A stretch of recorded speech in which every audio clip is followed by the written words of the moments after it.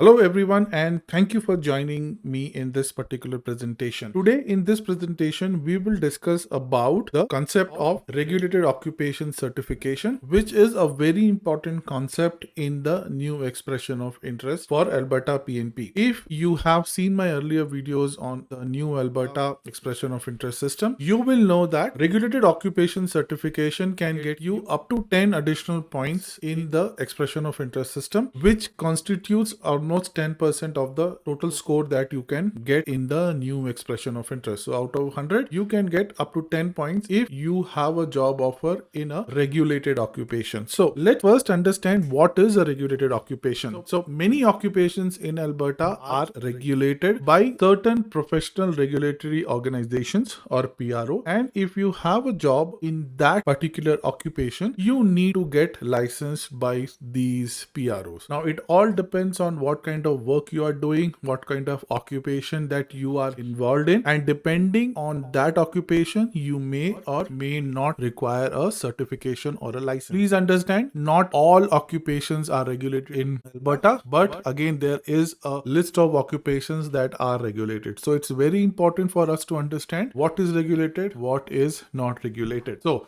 if you have a job offer in your regulated occupation and you meet the licensing and certification requirements, you can get up to 10 additional points in your expression of interest. What we need to understand is that there is a list of professional occupation and the professional organizations who are able to give you this particular certification. So very important to understand what is that list. So if you go into this particular website, and this particular website, you can go via the FAQ document published by Aaip. So if you go here, there is a link for the foreign qualification recognition. If you open this particular link, it will take you to the list, take you to a web page which will give you information about your professional regulatory organization. So first thing, we establish that certain occupations are regulated, right? So first thing is find out if your occupation is regulated. Now, if your occupation is regulated, the ALIS website will have this information. I have covered this in my earlier video, so I'll quickly go through this particular thing. So if you open it here and if you look into the occupations, that any occupation that you are interested in, say for example, I just open accountant. If I open an occupation, it will give you the registration requirements if it has any. Okay, so very good resource for you to understand if your occupation is regulated or not. If your occupation is not regulated, you are free to work with a suitable employer. In Alberta, the only point is you will not get those extra 10 points in that particular case. So first thing is find out if your occupation is regulated. Very easy, go to the ALIS website and find that information. Now, what kind of licensing and regulatory requirements are there? These are not specified by Alberta Immigration. Alberta Immigration is not into the area of certifying or regulating the occupations. These are done by the professional regulatory organizations or PRO. Each PRO will have its own criteria, own set of processes for issuing licenses or doing certification. So you need to understand, contact your PROs and get that information. In this particular website, they have categorized different PRO websites under 5 different categories.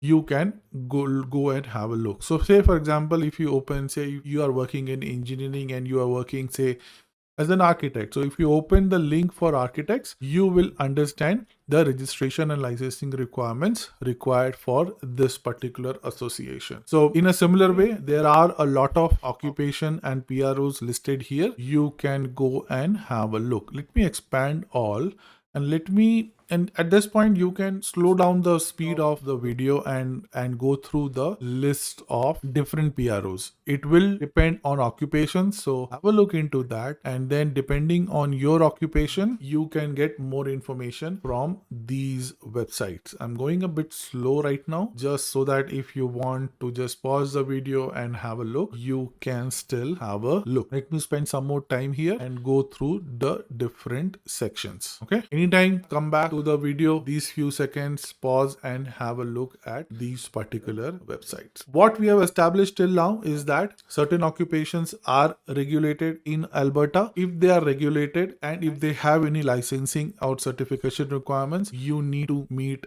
those licensing and certification requirements. And if you meet those requirements, you can get up to 10 points for your efforts. So very important to understand this particular concept. Again, if you are not sure if your occupation is regulated or not, go to the ALIS website and understand and have an understanding of that particular occupation in Alberta. Okay, very, very important. Once you have a provisional or a full license from your regulatory organization, you can claim those 10 points. And if you are working on certain trades, you can still work or get those extra 10 points if you have the valid Alberta qualification certificate or a trade certificate. So these are for people who are working in certain trades in Alberta. For those cases, you can get more information on how to become an Alberta journey person. Journey person is nothing but people who are allowed to work without supervision. So these are certain terms and concepts related to few trades in Alberta. But overall, the concept that I want to drive home today is that your occupation plus your certification or licensing requirements, if you meet these two requirements, you can get up to 10 points for your efforts. So I hope I was able to clarify few more doubts on the regulated occupation certification. If you have any questions, reach out on the comments or you can reach out to the WhatsApp groups. I'll just put the QR codes of the WhatsApp groups here.